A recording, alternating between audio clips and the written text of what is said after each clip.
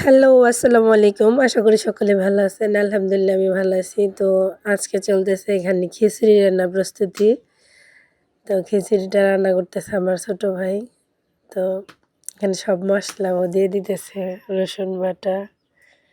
মানে ও বলতেছে কি আজকে আমাদের খিচুড়ি খাওয়াবো ও নিজের হাতে রান্না করে।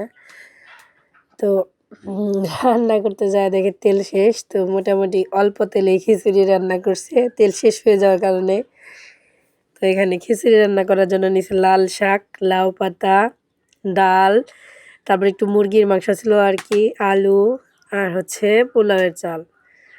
তো পোলাওয়ের চাল আর ভাতের চাল একসাথে মিক্স করা। তো এখানে সে রান্নার প্রস্তুতি প্রায় মোটামুটি নেওয়া শেষ। তো এটা খিচুড়ি রান্নার পরের একটা মুহূর্ত, মানে চাল ডাল এখনো দেয় নাই, মাংস কষাইতেছে। তো এখানে অনেক মজা করতেছিলাম যে রান্না করে খাওয়ানো শিখে গেছো। তো এই যে সে এখানে একটা বড় চামচ নিছে, মানে প্রথম রান্না তো সেরকমভাবে রান্না পারে না। তো এই যে খিচুড়ির ফাইনাল লুক। তো যাই হোক, মাশাল্লাহ খিচুড়ি অনেক মজা হয়েছিল। আলহামদুলিল্লাহ ভালোই রান্না করতে পারে, রান্না করে খাওয়াইতে পারবে। তো এখানে খিচুড়ি খাওয়া শেষ। এখন আমার মা আমার মুরগিগুলো ছাড় দিতেছে আর কি। তো আমার মার অনেক দেশি মুরগি, তো মুরগিগুলো ছাড়তেছে। এই যে আসলে মুরগিগুলো দেখে মনের ভিতরে অনেক আনন্দ লাগে, এতগুলা মুরগি। আর এই মুরগিগুলো সেরকম একটা অসুস্থ হয় না, দেশি মুরগি। তারপর আমার অনেকগুলো মুরগি, প্রায় প্রত্যেক আমাদের এখানে শুক্রবারে হাট হয়, প্রত্যেক শুক্রবারেই ৫টা ৭টা করে মুরগি বিক্রি করে আলহামদুলিল্লাহ। তো এখানে সব মুরগি ছাড়তেছিল। পরে আমি মারে বলছি, মা তুমি ওই জায়গায় হচ্ছে এই করো, মুরগি ছাড়ো, আমি ভিডিওটা আর কি ভিডিও করি।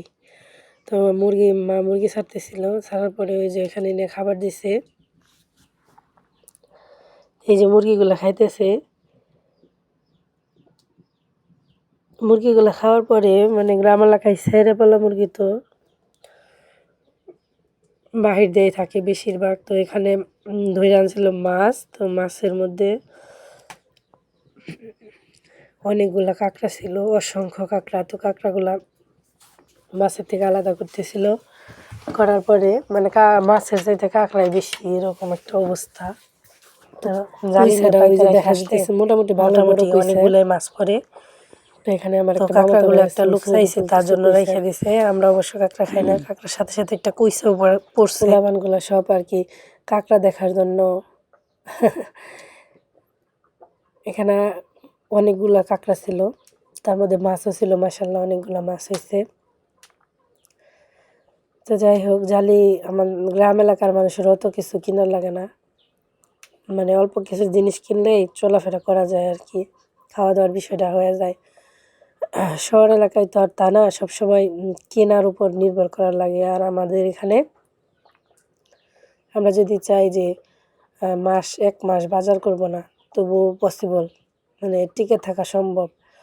আর শহর এলাকায় তো তা না, 1 দিন 2 দিন বাজার না করলে চলা সম্ভব না। সেই দিক থেকে আলহামদুলিল্লাহ মাশাল্লাহ যে আমরা গ্রাম এলাকায় থাকি এবং কোনো কিছুর অভাব হয় না।